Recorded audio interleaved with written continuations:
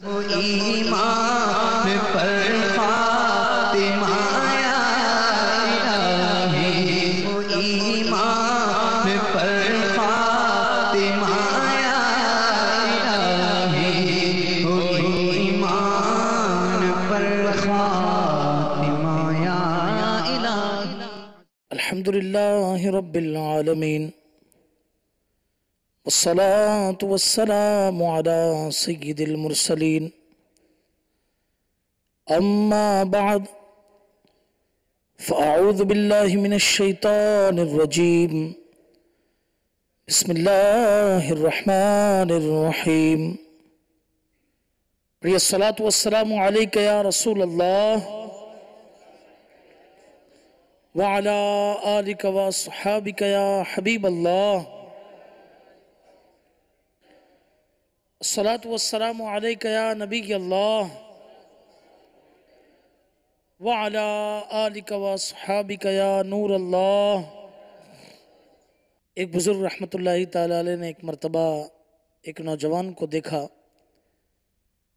کہ وہ طواف کعبہ کے وقت جو اس کی مخصوص دعائیں ہیں اس کے بجائے وہ درود پاک پڑھ رہا ہے۔ آپ رحمت اللہ تعالیٰ نے اس سے استفسار کیا کہ طواف کعبہ کی تو دعائیں ہیں مگر ان دعائیں پڑھنے کے بجائے تو مستقل درود شریف پڑھ رہے، اس کی کیا وجہ ہے؟ اس نے اپنی کچھ آپ بیتی اس طرح بتائی کہ میں اور میرے والد دونوں حج کے لیے چلے، راستے کے اندر میرے والد کا انتقال ہو گیا۔ ایک تو سفر، اوپر سے یہ انتقال کا معاملہ، اور اس کے اوپر معاملہ یہ ہو گیا کہ اچانک میرے والد کا چہرہ سیاہ ہو گیا اور ان کا پیٹ پھول گیا۔ میں بہت گھبرایا کہ اب میں کیا کروں، کہ اس ویرانے میں میں دیکھتا ہوں کہ ایک روشن چہرے والے بزرگ تشریف لائے اور آ کر انہوں نے میرے والد کے چہرے پر بھی ہاتھ پھیرا، پیٹ پر بھی ہاتھ پھیرا۔ چہرہ نور علی نور ہو گیا، پیٹ بھی بالکل درست ہو گیا۔ جب وہ جانے لگے تو میں نے ان سے پوچھا کہ حضور اس قسم و پرسی کے عالم میں آپ نے میری دستگیری فرمائی، آپ بتائیے کہ آپ کون ہیں؟ اللہ اکبر، لبہائے مبارکہ کو جنبش ہوئی اور پھول جھڑنے لگے، الفاظ کچھ یوں ترتیب پائے کہ میں تمہارا نبی محمد رسول اللہ ہوں صلی اللہ تعالیٰ علیہ وسلم۔ ارشاد فرمایا کہ تمہارے والد مجھ پر درود پاک پڑھا کرتے تھے، لہٰذا آج جب یہ اس معاملے کے اندر گرفتار ہوئے تو انہیں اس اذیت سے نجات دینے کے لیے بذات خود میں یہاں پر آیا ہوں۔ فرمایا کہ اسی شکرانے میں اور پیارے آقا صلی اللہ تعالیٰ علیہ وسلم کی یاد ہی میں اب میں نے اپنے یہ زندگی بھر کا ایک معاملہ بنا لیا ہے کہ میں درود پاک پڑھوں گا، لہٰذا طواف کعبہ کے وقت بھی میں درود پاک پڑھ رہا ہوں۔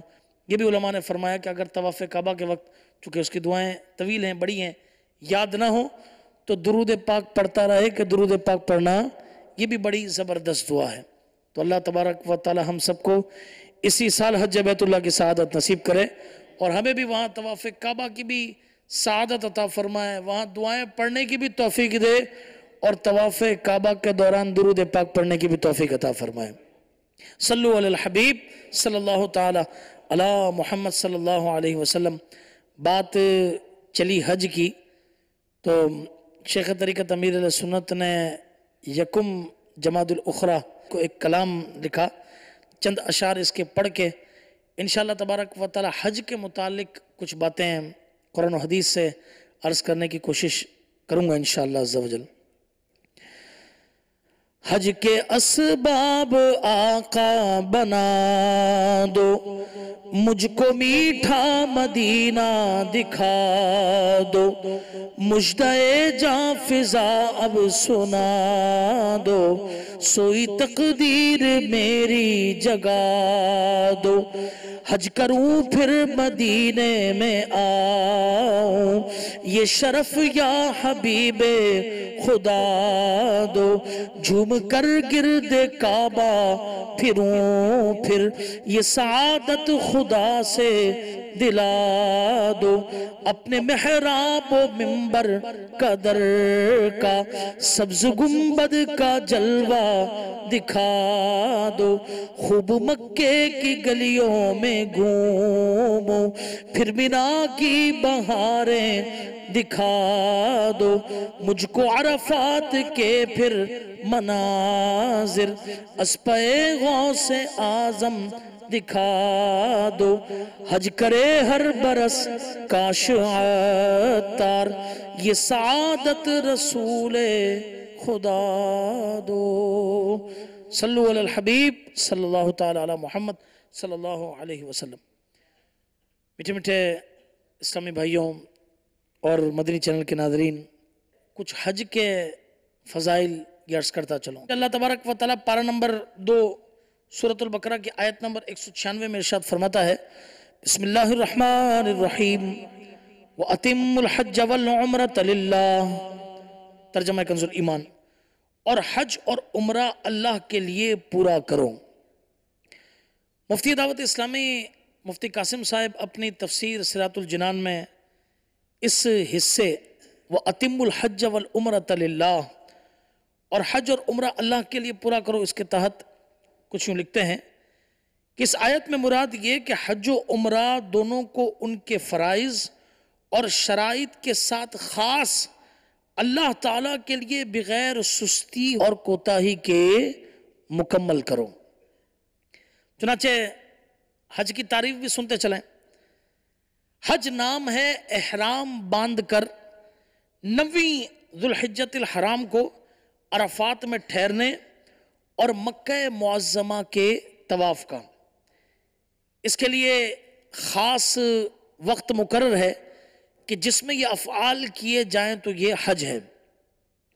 حج کی ہسٹری کچھ اس طرح ہے کہ حج 9 سن ہجری میں فرض ہوا اور اس کی فرضیت قطعی ہے، اور اس کی فرضیت کا انکار کرنے والا کافر ہے۔ حج کے اندر یہ فرائض ہیں، ہم وضو کے فرائض سیکھتے ہیں، غسل کے فرائض سیکھتے ہیں، تو ہمیں یہ بھی پتا ہونا چاہیے کہ حج میں کیا فرائض ہیں۔ حج خود ایک فرض ہے، مگر جیسے نماز فرض ہے اس کے اندر 7 فرائض ہیں، ٹھیک ہے نا؟ تو حج کے اندر کیا فرائض ہیں؟ نمبر 1 احرام کی حالت میں ہونا، پہلا کیا ہے؟ احرام کی حالت میں ہونا۔ دوسرا وقوف عرفہ، یعنی 9ویں ذوالحجۃ الحرام کو ظہر کی نماز کا وقت جب شروع ہوتا ہے اس کے بعد سے جو وہاں پر چاہے ایک لمحے کے لیے بھی حاضر ہو گیا وہ حجی ہو گیا۔ تیسرا طواف زیارت۔ حج کی فرمایا کہ 3 قسمیں ہیں۔ حج کی کتنی قسمیں ہیں؟ 3 قسمیں ہیں۔ ایک حج ہے حج افراد، یعنی جس میں صرف حج کا احرام باندھا جاتا ہے۔ دوسرا حج ہے، یہ عموماً حج افراد جو وہاں کے رہنے والے لوگ ہیں عمومی طور پر یہ وہاں والے یہ کرتے ہیں، جس میں ڈائریکٹ حج کا احرام باندھا جاتا ہے۔ دوسرا ہے حج تمتع، باہر سے جانے والے عموماً زیادہ تر یہ حج تمتع کی نیت کرتے ہیں۔ وہ کس طرح کہ سب سے پہلے عمرہ ادا کیا اور عمرے کا احرام اتار دیا، کھول دیا، اس کے بعد 7 تاریخ کو یہ حج کا احرام باندھا جاتا ہے، اسے حج تمتع کہا جاتا ہے۔ تیسری حج کی قسم جو ہے وہ حج قران ہے۔ وہ کیا ہے؟ حج قران، کہ حج قران کے اندر عمرے اور حج کا احرام ساتھ باندھا جاتا ہے، اور جب حاجی جب جانے والا یہ عمرے سے فارغ ہو جاتا ہے تو احرام اتارتا نہیں ہے، بلکہ احرام کی پابندیوں کے اندر رہتا ہے یہاں تک کہ حج کو ادا کر لیتا ہے۔ اس پر اللہ تبارک و تعالیٰ اسے دگنا اجر بھی عطا فرماتا ہے، یعنی اس کا دگنا اجر ہے۔ تو عموماً جن لوگوں کی فلائٹس یوں سمجھے کہ پہلی ذوالحجۃ الحرام کے بعد ہوتی ہیں تو وہ عموماً اس کا فائدہ اٹھا لیتے ہیں کہ چلیے چند دن رہ گئے ہیں تو احرام کی پابندیاں بھی وہ کر لی جائیں اور یہ دگنا اس کا ثواب یہ پا لیا جائے۔ تو اللہ تبارک و تعالیٰ نصیب فرمائے اور اللہ تعالیٰ اسی سال حج بیت اللہ کی سعادت عطا فرمائے۔ دوسری آیت میں، آیت نمبر 197 میں، کہ حج کے کئی مہینے ہیں جانے ہوئے، تو جو ان میں حج کی نیت کرے تو نہ عورتوں کے سامنے صحبت کا تذکرہ ہو، نہ کوئی گناہ، نہ کسی سے جھگڑا حج کے وقت تک، اور تم جو بھلائی کرو اللہ اسے جانتا ہے۔ وَتَزَوَّدُوا فَإِنَّ خَيْرَ الزَّادِ التَّقْوَىٰ، اور توشہ ساتھ لو کہ سب سے بہتر توشہ پرہیزگاری ہے۔ وَاتَّقُونِ يَا أُولِي الْأَلْبَابِ، اور مجھ سے ڈرتے رہو اے عقل والوں۔ اس آیت کے اس حصے الحج اشہر معلومات، حج چند معلوم مہینے ہیں، اس کی تفسیر میں مفتی صاحب نے یہ لکھا کہ حج کے چند احکام بیان اس سے پچھلی آیت کے اندر کیے گئے، اور یہاں مزید حج کے احکام و آداب بیان کیے جا رہے ہیں۔ فرمایا کہ حج کے چند مشہور مہینے ہیں، یعنی شوال، ذوالقعدۃ الحرام اور ذوالحجہ۔ یوں تو حج ہوتا ہے ذوالحجہ میں کہ حج کے ارکان صرف 7ویں ذی الحج سے 12ویں تک ادا ہوتے ہیں، مگر شوال اور ذوالقعدہ کو بھی حج کے مہینے اس لیے کہا گیا کہ ان میں احرام باندھنا بلا کراہت جائز ہے، اور ان سے پہلے حج کا احرام باندھنا یہ مکروہ ہے۔ اور لوگ چونکہ پہلے یوں سمجھے کہ گھوڑوں پر اونٹوں پر سفر کرتے تھے، اور 2 ماہ تک کا سفر ہوتا تھا، پھر شپ کے اندر سفر شروع ہوا تو یہ بھی بعض اوقات کئی دنوں کا مہینوں کا ہوتا تھا، لہٰذا اس کے احرام کی شوال المکرم کے اندر اور ذوالقعدۃ الحرام میں باندھنے کی اجازت دی گئی۔ آگے ارشاد فرمایا فَمَنْ فَرَضَ فِيهِنَّ الْحَجَّ، تو جو ان میں حج کو لازم کر لے، یعنی جو شخص احرام باندھ کر یا ہدی کا جانور چلا کر حج کو اپنے اوپر لازم کر لے، اس پر یہ چیزیں لازم ہیں۔ حج کے اندر کیا چیزیں لازم ہیں سنیے۔ سب سے پہلے آپ نے سنا کہ لا رفث، کہ رفث سے بچنا۔ رفث کس کو کہتے ہیں؟ رفث سے مراد ہے ہم بستری کرنا، یا عورتوں کے سامنے اس کا ذکر کرنا، یا فحش کلام کرنا۔ ہاں البتہ حج کے سفر کے اندر نکاح کرنے کی اجازت دی گئی ہے۔ اس کے بعد فرمایا کہ ولا فسوق، فسوق سے بچنا۔ فسق کا معنی ہے گناہ اور برائی کے کام۔ آگے ارشاد ہوا کہ ولا جدالہ، جدال سے بچنا۔ جدال کس کو کہتے ہیں؟ کہ جدال سے مراد ہے اپنے ہم سفروں سے یا خادموں سے یا غیروں کے ساتھ جھگڑا کرنا۔ مفتی صاحب فرماتے ہیں کہ یاد رہے کہ گناہ کے کام اور لڑائی جھگڑا تو ہر جگہ ہی ممنوع ہے، کہ ہر جگہ فحاشی کی بات کرنے کی اجازت کسی جگہ بھی نہیں دی گئی، کسی جگہ بھی لڑائی جھگڑا کرنے کی اجازت نہیں دی گئی، لیکن چونکہ حج ایک عظیم اور مقدس عبادت ہے، اس لیے اس عبادت کے دوران ان سے بچنے کی بطور خاص تاکید کی گئی ہے۔ اور میرے محترم اسلامی بھائیوں اور مدنی چینل کے ناظرین، کیا فرمایا آگے کہ وما تفعلوا من خیر، اور جو تم بھلائی کرو۔ اس کی تفسیر میں بیان فرمایا گیا کہ برائیوں کی ممانعت کے بعد، یعنی فرمایا کہ برائیوں سے بچنا ہے، برائیوں کی ممانعت کے بعد نیکیوں کی ترغیب دی گئی کہ بجائے فسق کے تقوی اور بجائے لڑائی جھگڑے کے اخلاق حمیدہ اختیار کرو۔ حج یہ سمجھے کہ یہ میں اس کی تفسیر بیان نہیں کر رہا، مگر ایک پریکٹیکل بات یہ عرض کر رہا ہوں، کیونکہ ازدحام کثیر ہوتا ہے، رش بہت زیادہ ہوتا ہے، بعض اوقات کسی کا ہاتھ لگ جاتا ہے، کسی کا پیر لگ جاتا ہے، کوئی بیچارہ ویل چیئر چلا رہا ہوتا ہے اپنی والدہ کو لے کر، اس کی ویل چیئر لگ جاتی ہے، تو اس کے بجائے جھگڑا کرنا وہ کرنا نہیں، اچھے اخلاق، ٹھیک ہے لگ گیا کوئی بات نہیں، اللہ تبارک و تعالیٰ خیر فرمائے۔ کس نے ظاہر بات ہے جان بوجھ کر تو نہیں کیا ہوتا، اتنا ازدحام ہوتا ہے، بیچارہ کوئی اپنی چادر یوں ڈال رہا ہے تو پتہ چلے وہ منہ پہ آ گئے، یہ ان ساری چیزوں سے کوشش کرنی چاہیے کہ بچے ہو گیا تو اللہ تبارک و تعالیٰ معاف کرنے والے کو پسند کرتا ہے، اس چیز کو بندہ معاف کر دے، اور اللہ نصیب کرے تو وہاں پہ زیادہ سے زیادہ طواف کریں، یعنی اپنے بھلائی کو یہ بڑھائے۔ وَتَزَوَّدُوا، اور فرمائے زیادہ راہ لو۔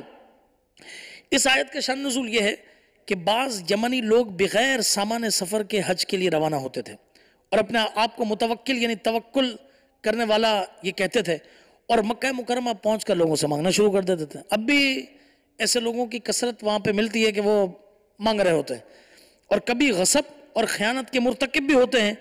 ان کے بارے میں یہ آیت نازل ہوئی کہ کسی کی چپل دیکھ لی اٹھا کر یوں سمجھے کہ پہن لی، کسی کو کوئی چیز دیکھ لی، رقم دیکھ لی اٹھا کر استعمال کر لی، تو یہ ان تمام چیزوں سے اپنے آپ کو آدمی بچائے۔ اور حکم ہوا کہ سفر کا سامان لے کر چلو، دوسروں پر بوجھ نہ ڈالو اور سوال نہ کرو، کہ یہ تمام چیزیں توکل اور تقوی کے خلاف ہیں، اور تقوی بہترین زاد راہ ہے، یعنی اللہ سے ڈرنا یہ بہترین زاد راہ ہے پورے سفر کے اندر۔ نیز یہ بھی سمجھا دیا گیا کہ جس طرح دنیاوی سفر کے لیے سامان سفر ضروری ہے، ایسے ہی سفر آخرت کے لیے پرہیزگاری کا سامان لازم ہے۔ اللہ اکبر۔ اور آگے ارشاد فرمایا کہ وَاتَّقُونِ يَا أُولِي الْأَلْبَابِ، اور مجھ سے ڈرتے رہو اے عقل والوں. تو عقل والے کہہ کر اس لیے مخاطب کیا تاکہ لوگوں کو سمجھ آ جائے کہ عقل کا تقاضا اللہ کا خوف یہ رکھنا ہے. جو اللہ سے نہ ڈرے وہ بے عقلوں کی طرح ہے. عقل وہی ہے جو اللہ تعالیٰ سے خوف پیدا کرے، اور جس عقل سے آدمی بے دین ہو وہ عقل نہیں بلکہ بے عقلی ہے. ابو جہل بے عقل تھا اور حضرت بلال رضی اللہ تعالیٰ عقل مند تھے. سبحان اللہ. اللہ تبارک و تعالیٰ سے ڈرنے والے تھے. تو یہ چند باتیں میں نے آپ کے سامنے یہ دوسرے پارے سے عرض کی، یعنی سورہ بقرہ سے. اس طریقے سے سورہ آل عمران کے اندر بھی حج کی فرضیت کا یہ معاملہ بیان فرمایا گیا. تو اس سے پہلے چند آیتیں میں چونکہ مکہ مکرمہ کے بارے میں بھی ہیں تو وہ بھی انشاءاللہ تبارک و تعالیٰ آپ کو سناتا ہوں تاکہ مزید ہمارا ذوق اور شوق جو ہے یہ بڑھے. اللہ اکبر. اللہ تبارک و تعالیٰ سورہ آل عمران آیت نمبر 96 میں ارشاد فرماتا ہے بسم اللہ الرحمن الرحیم ان اول بیت وضع للناس للذی ببکۃ مبارکا وہدی للعالمین. ترجمہ کنز الایمان کہ بے شک سب میں پہلا گھر جو لوگوں کی عبادت کو مقرر ہوا وہ ہے جو مکے میں ہے. وہ مکے میں ہے برکت والا اور سارے جہان کا رہنما. اس کی تفسیر ان اول بیت کہ بے شک سب سے پہلا گھر جو لوگوں کی عبادت کے لیے بنایا گیا. اس کے تحت مفتی صاحب نے لکھا کہ یہودیوں نے کہا تھا کہ ہمارا قبلہ یعنی بیت المقدس یہ کعبے سے افضل ہے کیونکہ یہ گزشتہ انبیاء کرام علیہ السلام کا قبلہ رہا ہے، نیز یہ خانہ کعبہ سے پرانا ہے. ان کے رد میں یہ آیت کریمہ اتری اور بتا دیا گیا کہ روئے زمین پر عبادت کے لیے سب سے پہلا گھر جو تیار ہوا وہ خانہ کعبہ ہے. روایتوں میں آتا ہے کہ حضرت سیدنا آدم صفی اللہ علیہ نبینا علیہ السلام 1000 مرتبہ 1000 ٹائمز ہند سے پیدل میدان عرفات پہنچے، یعنی پیدل مکے پہنچے حج کے لیے. اللہ اکبر. حدیث شریف میں ہے کہ کعبہ معظمہ بیت المقدس سے 40 سال قبل یہ بنایا گیا، اور فرشتوں کا قبلہ بیت المعمور ہے جو آسمان میں ہے، اور خانہ کعبہ کے بالکل اوپر سمجھے کہ یہ قبلہ واقع ہے. اللہ اکبر. اس آیت میں اور اس کے بعد والی آیت میں کعبہ معظمہ کی بہت ساری خصوصیات کا بیان ہوا. سب سے پہلے یہ کہ یہ سب سے پہلی عبادت گاہ ہے کہ حضرت آدم علیہ السلام نے بھی اسی کی طرف رخ کر کے نماز پڑھی. دوسرا، تمام لوگوں کی عبادت کے لیے بنایا گیا، جبکہ بیت المقدس مخصوص وقت میں خاص لوگوں کا قبلہ رہا. نمبر 3، مکہ معظمہ میں واقع ہے جہاں پر ایک نیکی کا ثواب کتنا ہے؟ 1,00,000 کے برابر. کتنا ثواب ہے؟ 1,00,000 کے برابر. اللہ اکبر. اس کا حج فرض کیا گیا. نمبر 5، حج ہمیشہ صرف اسی کا ہوا. بیت المقدس قبلہ ضرور رہا لیکن کبھی بھی بیت المقدس کا حج نہیں ہوا. نمبر 6، اسے امن کا مقام قرار دیا گیا. اور نمبر 7، اس میں بہت سی نشانیاں رکھی گئیں جس کے اندر سے ایک کیا ہے؟ مقام ابراہیم ہے. اور آگے والی آیت کے اندر یہ بیان ہوا آیت نمبر 97 میں فیہ آیات بینات مقام ابراہیم. اس میں کھلی نشانیاں ہیں ابراہیم کے کھڑے ہونے کی جگہ. ومن دخلہ کان آمنا، اور جو اس میں آئے امان میں ہو. اس کے تحت مفتی صاحب نے یہ کچھ اس طرح بیان فرمایا کہ خانہ کعبہ کی عظمت و شان کا بیان چل رہا ہے. اسی ضمن میں بیان فرمایا کہ خانہ کعبہ میں بہت سی فضیلتیں اور نشانیاں ہیں جو اس کی عزت و حرمت اور فضیلت پر دلالت کرتی ہیں. ان نشانیوں میں سے بعض یہ ہیں کہ پرندے کعبے کے اوپر نہیں بیٹھتے. سبحان اللہ نہیں کہیں گے آپ؟ اس کے اوپر سے پرواز نہیں کرتے بلکہ پرواز کرتے ہوئے آتے ہیں تو ادھر ادھر ہٹ جاتے ہیں. بلکہ جو پرندے بیمار ہو جاتے ہیں وہ اپنا علاج کروانے کے لیے یہیں پر آتے ہیں. کعبے میں ہوائے کعبہ سے ہو کر گزر جاتے ہیں، اللہ تبارک و تعالی نے شفا عطا فرما دیتا ہے. اور وحشی جانور ایک دوسرے کو حرم کی حدود میں ایذا نہیں دیتے، حتیٰ کہ اس سرزمین میں کتے ہرن کے شکار کے لیے نہیں دوڑتے اور وہاں شکار نہیں کرتے. نیز لوگوں کے دل کعبہ معظمہ کی طرف کھنچتے ہیں اور اس کی طرف نظر کرنے سے آنسو جاری ہو جاتے ہیں. اللہ اکبر.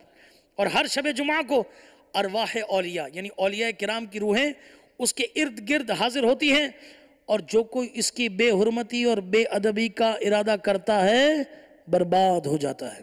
یاد کیجئے سورہ فیل کہ ابرہا لشکر لے کر آیا، کس طرح اللہ تبارک و تعالی نے اسے تباہ و برباد کر دیا. انہی آیات میں سے مقام ابراہیم وغیرہ وہ چیزیں ہیں جن کا اس آیت میں بیان فرمایا گیا. اللہ اکبر. فرمایا گیا مقام و ابراہیم، ابراہیم کے کھڑے ہونے کی جگہ. اللہ اکبر. کتنا پاکیزہ وہ مقام ہے کہ جب کچھ شخص طواف کر لے تو وہ واجب الطواف 2 رکعت ادا کرتا ہے. بہتر یہ ہے کہ وہ مقام ابراہیم کے پاس ادا کرے. اگر رش ہو اور وہاں ادا کرنا مشکل ہو، طواف کے اندر کسی کو زحمت ہوتی ہو، تو پھر لوگوں کو پریشان نہ کرے، بلکہ پھر جہاں بھی مسجد الحرام میں جگہ ملے وہاں پر یہ پڑھ لے. تو فرمایا کہ مقام ابراہیم وہ پتھر ہے کہ جس پر حضرت ابراہیم علیہ السلام کعبہ شریف کی تعمیر کے وقت سے کھڑے ہوئے تھے. یہ پتھر خانہ کعبہ کی دیواروں کی اونچائی کے مطابق یہ خود بخود اونچا ہو جایا کرتا تھا. پتھر لگاتے رہتے یہ خود بخود اونچا ہو جاتا تھا. اس میں حضرت ابراہیم علیہ السلام کے قدم مبارک کے نشان تھے جو طویل زمانہ گزرنے اور بکثرت ہاتھوں سے مس ہونے کے باوجود ابھی تک کچھ باقی ہیں. ابھی تک یہ نشانات موجود ہیں. اللہ تبارک و تعالی ہمیں اس مقام کی بھی زیارت نصیب فرمائے، وہاں کے نوافل بھی نصیب فرمائے. اللہ اکبر. تو کیا پتہ چلا کہ جس پتھر سے پیغمبر کے قدم چھو جائیں وہ متبرک ہو جاتا ہے. اللہ اکبر. یعنی فرمایا وہ شاعر اللہ اور آیت اللہ یعنی اللہ عز و جل کی نشانی بن جاتا ہے. اسی لیے تو اللہ تبارک و تعالی نے ایک اور جگہ پر فرمایا نا، وہ بھی مکے کے اندر ہے کہ ان الصفا والمروہ من شعائر اللہ، کہ بے شک صفا اور مروہ اللہ کی نشانیوں میں سے ہیں. ظاہر ہے کہ دونوں پہاڑ حضرت حاجرہ رضی اللہ تعالیٰ عنہ کے قدم پڑ جانے سے اللہ کی نشانیاں یعنی شعائر اللہ یہ بن گئے. اللہ اکبر. آگے ارشاد ہوا کہ ومن دخلہ کان آمنا، اور جو اس میں داخل ہو گیا امن والا ہو گیا. کتنی پیاری بات فرمائی گئی کہ خانہ کعبہ کی وجہ سے اللہ تعالیٰ نے پورے حرم کی حدود کو امن والا بنا دیا. پورے حرم کی حدود کو امن والا بنا دیا. یہاں تک کہ اگر کوئی شخص قتل و جرم کر کے حدود حرم میں داخل ہو جائے تو اس کو وہاں پر قتل نہیں کیا جائے گا اور نہ اس پر حد قائم کی جائے گی. حضرت عمر رضی اللہ تعالیٰ نے فرمایا کہ اگر میں اپنے والد خطاب کے قاتل کو بھی حرم شریف میں پاؤں تو اس کو ہاتھ نہ لگاؤں یہاں تک کہ وہ وہاں سے باہر آ جائے. ہم کہتے ہیں حرم تو حرم سے کیا مراد ہے؟ تو عاشقان رسول آپ بھی سنیے، مدری چینل کے ناظرین بھی سنیں کہ حرم سے مراد خانہ کعبہ کے ارد گرد کئی کلومیٹر پھیلا ہوا یہ علاقہ ہے جہاں باقاعدہ نشانات وغیرہ لگا کر اسے ممتاز کر دیا گیا ہے. یعنی یہ پتہ چل جاتا ہے کہ بدایہ حرم یعنی یہاں سے حرم کی حدود جو ہے یہ شروع ہو جاتی ہے. جو لوگ حج و عمرہ کرنے جاتے ہیں انہیں عموماً اس کی پہچان ہوتی ہے، کیونکہ وہاں جا کر جب لوگوں کا عمرہ ادا کرنے کا ارادہ ہوتا ہے تو عمرہ کرنے کے لیے حدود حرم سے باہر جا کر احرام باندھ کر آنا ہوتا ہے. تو عموماً جو لوگ مکے میں ہوتے ہیں اور اب ان کا ارادہ ہوتا ہے کہ ہم عمرہ کریں تو سب سے پہلے جاتے ہیں مسجد عائشہ. تنعیم یہ علاقے کا نام ہے، مسجد عائشہ جاتے ہیں. تو اس کا ایک حصہ جو یہ جو مسجد حدود حرم سے باہر ہے وہاں جا کر احرام باندھا جاتا ہے اور اس کے بعد نیت کی جاتی ہے، نوافل پڑھے جاتے ہیں اور پھر آ کر یہ عمرے کا سلسلہ یہ کیا جاتا ہے. آگے جو ہمارے موضوع سے متعلق یہ آیت کا حصہ ہے، اور اللہ کے لیے لوگوں پر اس گھر کا حج کرنا فرض ہے. اس آیت میں حج کی فرضیت کا بیان ہے اور اس کا کہ استطاعت شرط ہے.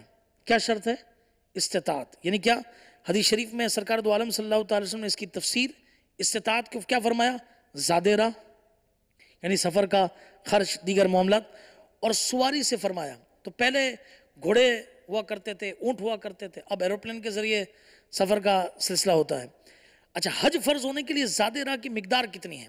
کہ مفتی صاحب نے یہاں پر لکھا کہ کھانے پینے کا انتظام اس قدر ہونا چاہیے کہ جا کر واپس آنے تک کے لیے کافی ہو.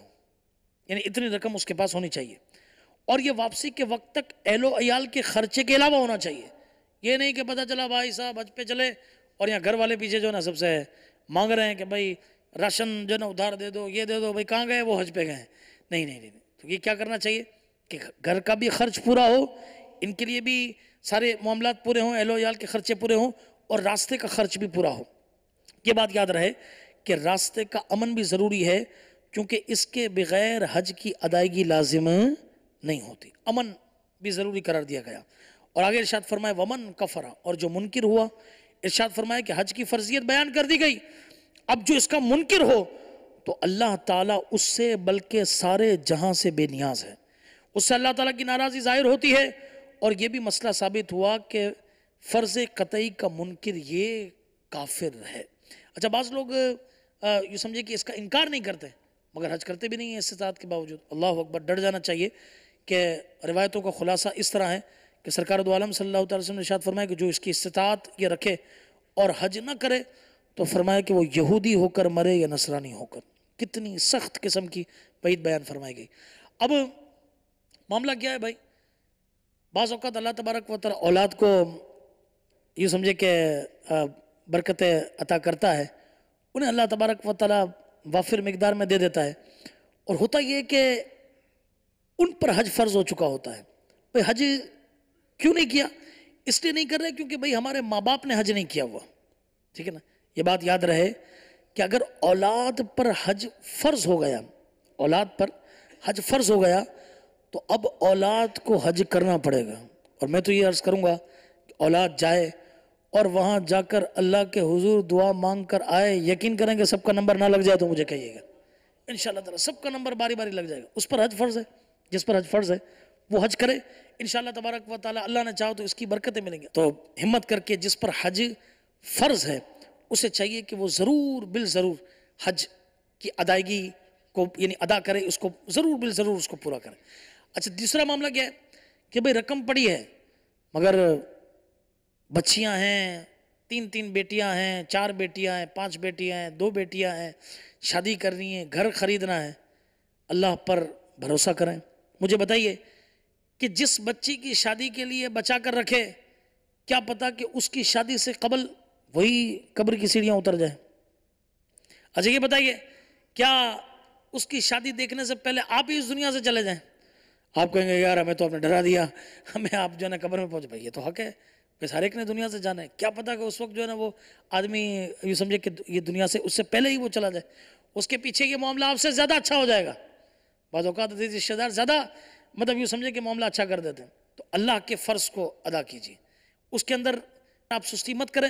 دیکھیں انشاءاللہ تبارک و تعالی اللہ تعالیٰ آپ کے لیے کیسے غیب سے اسباب پیدا فرماتا ہے۔ تو حج اگر فرض ہے تو سب سے پہلے ادائیگی یہ حج کی ہونی چاہیے۔ انشاءاللہ عز و جل آپ اس کی برکتیں خود ہی دیکھیں گے کہ کس طرح انشاءاللہ دیگر آگے کے معاملات کے لیے اللہ تبارک و تعالیٰ یہ راہیں کھول دیتا ہے۔ مگر ہو کوئی جو بھروسہ کرے اور حج کے لیے رخت سفر باندھے۔ آئیے چند فضائل ترغیب کے لیے، تحریص کے لیے میں دعوت اسلامی کے اشاعتی ادارے مکتبۃ المدینہ کی مطبوعہ کتاب جنت میں لے جانے والے اعمال پیج نمبر 290 سے میں بیان کرتا ہوں۔ کئی لوگوں کو دیکھا ہے، پتہ چلا لوگوں کے بارے میں، یورپ دیکھا، UK دیکھا، دنیا کے نہ جانے کون کون سے ممالک دیکھے، اور عرب امارات تو یوں آتے جاتے ہیں کہ جیسے ایک گھر یہاں پر ہے دوسرا پاؤں عرب امارات کے اندر ہے، آنا جانا لگا پڑا ہے، ٹھیک ہے نا؟ نہیں دیکھا تو اب تک کعبہ نہیں دیکھا، نہیں دیکھا تو اب تک مدینہ نہیں دیکھا۔ یہ کیسی زندگی ہے؟ حج فرض، یہ باتیں اسی کے لیے ہو رہی ہیں جس پر حج فرض ہے۔ جی ہاں، یہ عرض کرتا چلو، اس پر حج فرض نہیں ہے، اس پر اللہ نے فرض نہیں کیا، ہم کون ہوتے ہیں زور زبردستی کرنے والے، ٹھیک ہے نا؟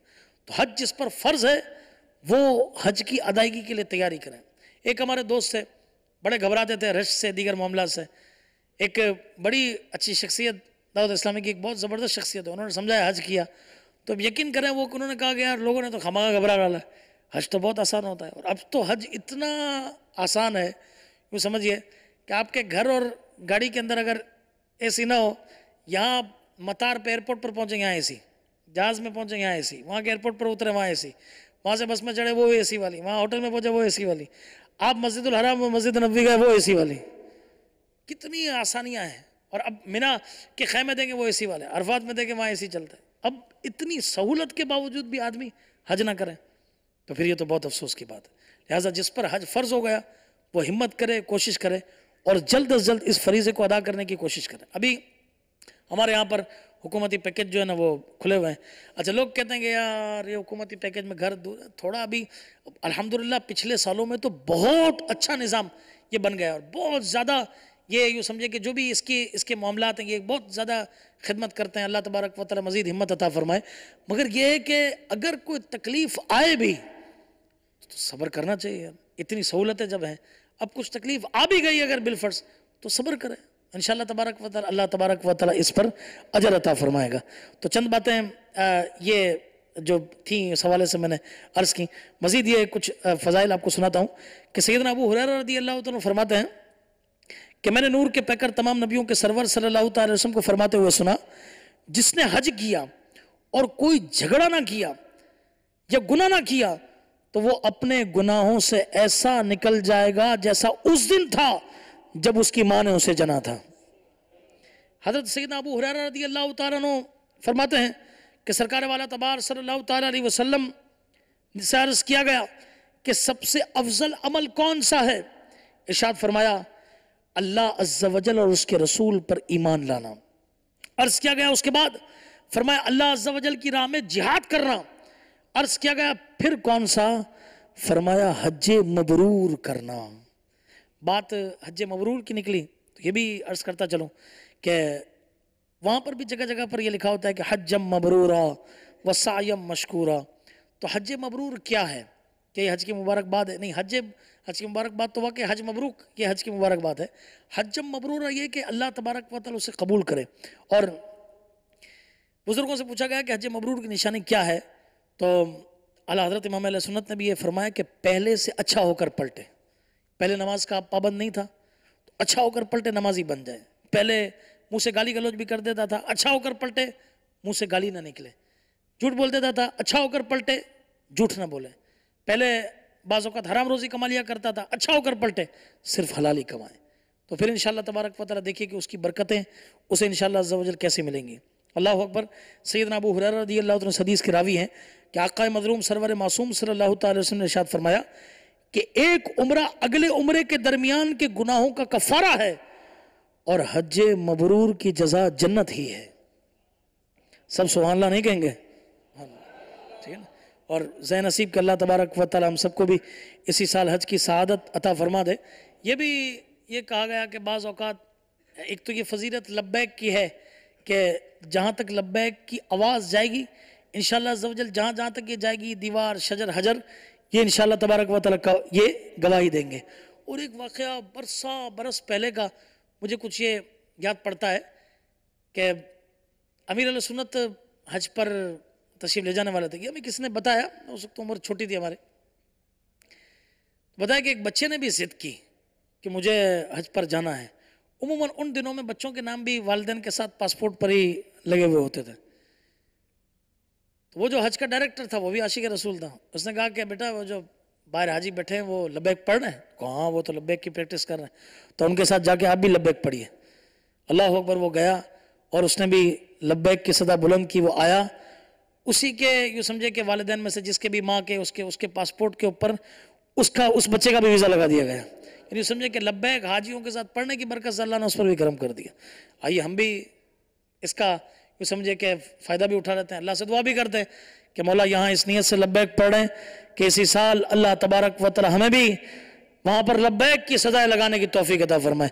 मिलकर पढ़िए लब्बैक अल्लाहुम्मा लब्बैक लब्बैक ला शरीक लक लब्बैक इन्नल हम्दा वन निअमत लक वल मुल्क ला शरीक लक। जो मदनी चैनल पर नाज़रीन वो भी पढ़े लब्बैक लब्बैक अल्लाहुम्मा लब्बैक लब्बैक ला शरीक लक लब्बैक इन्नल हम्दा वन निअमत लक वल मुल्क ला शरीक लक लब्बैक अल्लाहुम्मा लब्बैक लब्बैक ला शरीक लक लब्बैक इन्नल हम्दा वन निअमत लक वल मुल्क ला शरीक लक।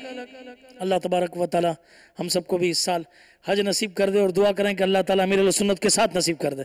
क्या बात है।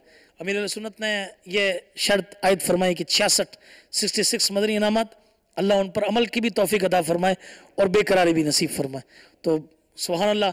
एक अल्लाह के नेक बंदे के साथ सफ़र, वो किसी ने क्या खूब इसको शेर के अंदर ये लिखा کہ کسی کے ہاتھ نے مجھ کو سہارا دے دیا، ورنہ کہاں میں اور کہاں یہ راستے پیچیدہ پیچیدہ، اور میری دیوانگی کی تم خدارا لاج رکھ لینا، تمہاری انجمن میں ہیں سبھی سنجیدہ سنجیدہ۔ اللہ تبارک و تعالی ہم سب کو بھی اسی سال حج بیت اللہ کی سعادت نصیب فرمائے۔ یہ چند باتیں حج کے متعلق یہ عرض کی، ہمت کیجئے، جو مجھے سن رہے ہیں، جو مجھے دیکھ رہے ہیں، ابھی تک حج نہیں کیا، ان پر حج فرض ہے، ہمت کریں، قدم آگے بڑھائیں، دیکھیں اللہ آپ کی کیسی مدد کرے گا، غیب سے اسباب انشاءاللہ تبارک و تعالی مہیا ہوں گے۔ اور واقعی یہ تو اللہ تبارک و تعالی غیب سے وہ سمجھئے کہ انتظام فرما دیتا ہے، بس ہمت کریں، کوشش کریں، تگو کریں، انشاءاللہ تبارک و تعالی ضرور اللہ نے چاہا تو کرم ہوگا۔ اللہ تبارک و تعالی ہم سب کو عمل کی توفیق عطا فرمائے۔ ایمان پر